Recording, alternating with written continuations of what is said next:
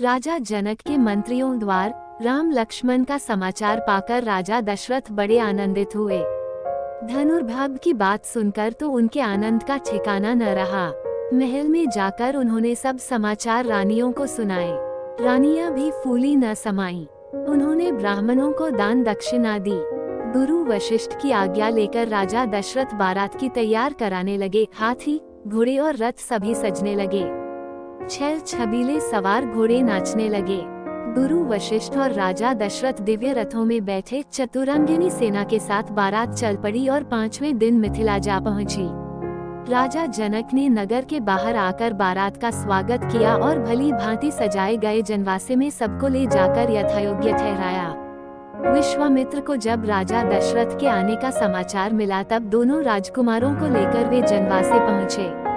राम लक्ष्मण ने पिता के चरणों में प्रणाम किया। राजा दशरथ ने विश्वामित्र के चरण छुए और कहा, मुनिवर, आपकी कृपा से ही शुभ दिन मुझे देखने को मिला है। राजा जनक की सारी नगरी जगमग जगमग कर रही थी।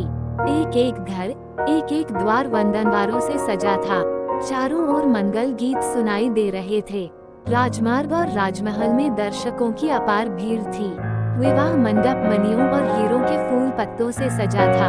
मणियों के बने भौरे और तरह तरह के पक्षी विवाह मंच पर चढ़े थे, जो हवा चलने से गूंजते गूंजते थे। चारों राजकुमारों को लेकर गुरु वशिष्ठ के साथ महाराज दशरथ विवाह मंडप में पधारे। बहुमूल्य वस्त्रों और आभूषणों से सुसज्जित चारों राजकुमारियों को लेकर राजा जनक भी मंडप में आए। राजमहल की अनेक स्त्रियां भी सजकर विवाह देखने पहुंची। राजा जनक सीता को दिखाकर महाराज दशरथ से बोले, यह मेरी बड़ी बेटी सीता है जो मुझे हल चलाते समय पृथ्वी से मिली थी। आपके वीर पुत्र श्रीराम ने मेरा प्रण पूरा कर इसे वरण करने का अधिकार प्राप्त किया है। यह मेरी दूसरी पुत्री उर्मिला है और ये दोनों कन्याएं मेरे छोटे भाई कुशध्वज की हैं। बड़ी का नाम मांडवी है और छोटी का श्रुतकीर्ति। मेरी इच्छा है कि सीता के विवाह के साथ इनका भी विवाह हो जाए। लक्ष्मण के लिए उर्मिला को, भरत के लिए मांडवी को और शत्रुघ्न नए को स्वीकार कर मुझे कृतार्थ करें। जनक के प्रस्ताव को राजा दशरथ ने सहर्ष स्वीकार कर लिया।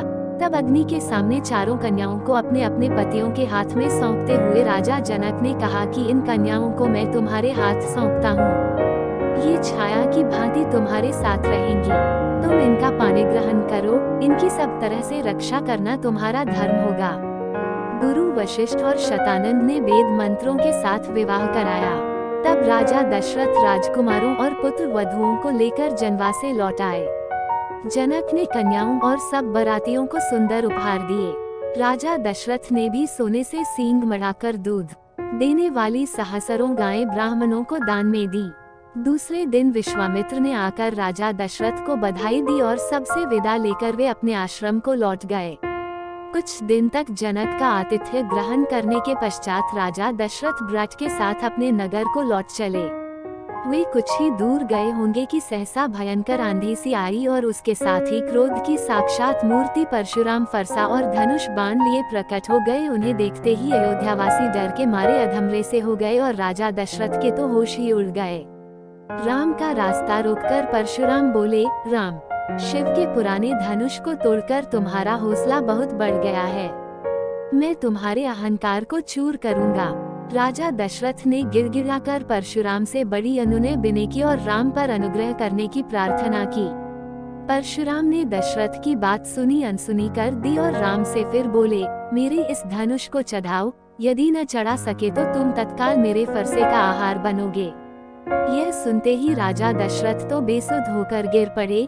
मनस्वी राम निर्भीकता से बोले, मेरा रूप आप देखना चाहते हैं तो देखें। उन्होंने परशुराम के धनुष बाण लेकर प्रत्यंचा चढ़ा दी और धनुष पर बाण रखकर बोले, मैं इस बाण से आपकी तपस्या का समस्त प्रभाव अभी नष्ट करता हूँ और भनारगात से आकाश में विचरण करने की शक्ति भी नष्ट करता हूँ।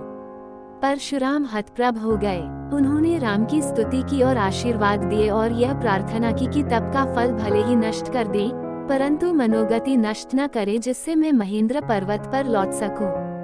श्री राम ने उनकी बात मान ली। परशुराम राम की प्रशंसा करते हुए तत्काल चले गए। परशुराम के चले जाने के बाद बारात आगे बढ़ी। बारात के पहुंचते ही अयोध्या में घर घर आनंदोत्सव होने लगे। गलियों में शंख और मृदंग की ध्वनि गूंज उठी। स्त्रियों ने मंगल गान किए और फूल बरसाए। रानियों ने पुत्रों और पुत्र वधुओं की आरती उतारी। उस समय राजा दशरथ के भवन की शोभा देखते ही बनती थी। राजकुमार शील गुण संपन्न पत्नियां पाकर बड़े प्रसन्न थे। सीताजी के अनुपम रूप, गुण और सेवा से श्रीराम और सास ससुर सब प्रकार से संतुष्ट थे। राजकुल में दिन दिन सुख समृद्धि की वृद्धि होने लगी। समस्त कौशल राज्य का भाग्य जग गया।